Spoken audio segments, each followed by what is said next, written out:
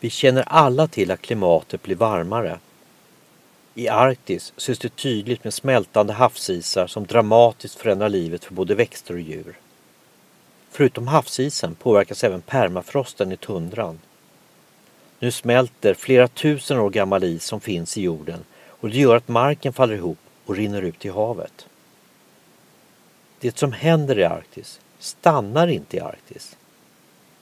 Klimatförändringarna påverkar oss alla eftersom polerna är jordens kylskåp. Vi måste hejda den globala uppvärmningen. Visa politikerna att du vill se krafttag. Släck för en ljusare framtid under Earth Hour den 28 mars.